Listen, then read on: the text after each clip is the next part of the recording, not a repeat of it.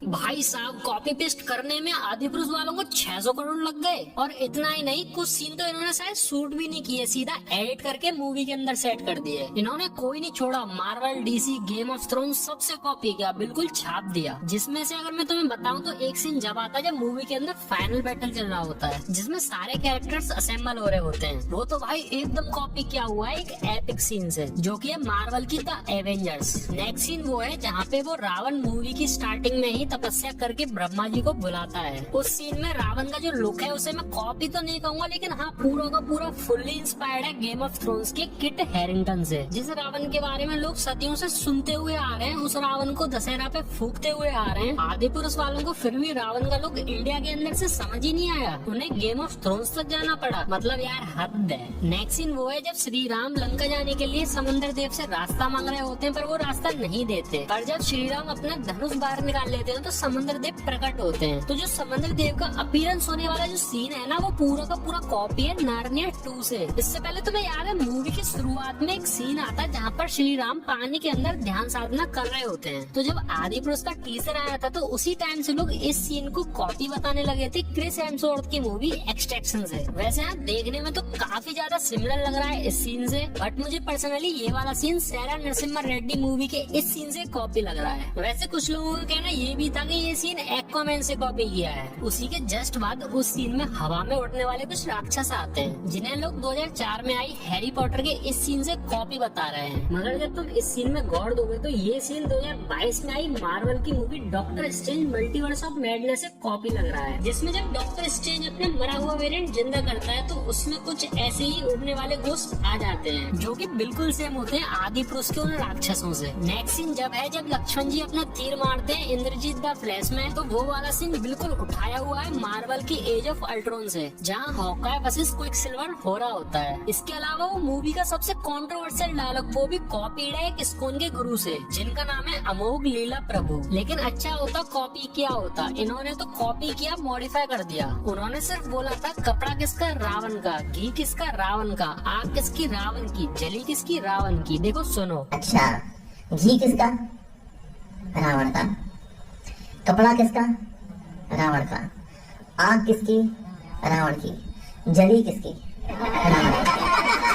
बस ये था डायलॉग। लेकिन उन छपरी राइटरों को पता नहीं क्या हुआ, उन्होंने सोचा हनुमान जी को गली का गुंडा बना दो और बाप घुसा दो। मतलब यार कुछ तो शर्म कर लेते। नेक्स्ट है वो चमगादड़, जो कि ना तो पुष्पक विमान है ना ही ड्रैगन है, पता नहीं क्या ही बना दिया बेसउर सा। और फिर भी कॉपी है गेम ऑफ थ्रोन्स के ड्रैगन से। अबे कॉपी करना था तो अच्छे स्किल पे करते ना, ये क्या माल फूक की कॉपी किया है। अगला वो देखा ही होगा जब रावण एंट्री मारता है, अपने वेपन समन करता है, तो वो भी कॉपी है मार्वल के कैरेक्टर थॉर से। कभी लगता है एवेंजर्स एंड गेम वाला थॉर है और कभी लगता है एवेंजर्स इन्फिनिटी वॉर वाला थॉर है जिसने वकांडा में एंट्री मारी थी। और हाँ, जब रावण एंट्री मार के अपने वेपन से अटैक कर रहा होता है तो वो भी कॉपी है थॉर मूवी से, जहाँ थॉर के पापा ओडिन की स्टोरी दिखाई जा रही होती है। तो जब ऐसे ही सेम अटैक ओडिन करता है अपने गंभीर वेपन से जायंट फ्रॉस्ट के ऊपर, या फिर मैं कहूँ Ant Man and the Wasp Quantumania movie से, जहाँ पर कैंग सेम ऐसे ही अटैक करता है। इसके बाद अगला कॉपी किया गया रावण की सेना को, वो भी एक नहीं 2 मूवी से, या मैं कहूँ सीरीज से। कुछ पार्ट कॉपी किए गेम ऑफ थ्रोन्स के नाइट किंग की सेना से, और कुछ पार्ट कॉपी किए गए हॉबिट की विलन एजॉक से। मुझे पर्सनली रावण की सेना एजॉक की कॉपी ज्यादा लग रही थी। अरे ये तो बस सीन ही कॉपी थे।